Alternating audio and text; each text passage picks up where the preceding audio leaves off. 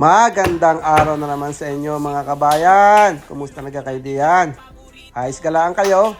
Ay, ako'y ayos na ayos din eh. Are at akin nang lulutuin. Yung natira dun sa lechon na aking niluto noong nakaraang linggo lang. Ay, ako nga ay nag-birthday nung nakaraang lang. At sabi ko nga ay nag-request yung aking asawa. Ay siya nag-request kahit birthday ko ay di ako nga ay naglechon. Ay halos hindi pa namin nakalahati yung nakain at meron din namang ibang handa.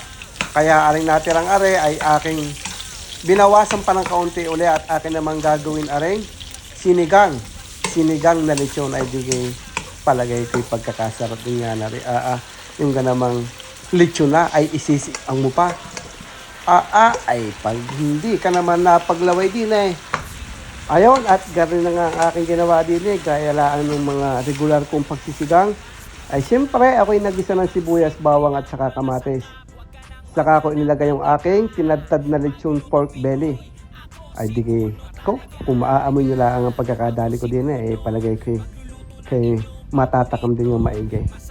Saka ko naman inilagay na rin yung aking mga pampalasa gaya ng patis, asin, paminta at saka aking magaling na chicken powder.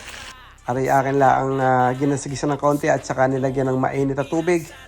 Pinakuluan ng matagal-tagal, nilagyan ng kaunting pampasim. Ayaw, tapos na. Nadali na ang aking sinigang na lechon pork belly. Naku mga kabayan, kung ari inyo talagang matitikman. Ari inyo subukan kung kayo mayroong mga tirang lechon. Ay sigurado ko sa inyo, magle-level up ang inyong sinigang na pork belly. Pampasim. Ari nga pa ng aking sinigang lechon pork belly. Ari ay hindi ko na nilagyan na kung ano pang mga gulay.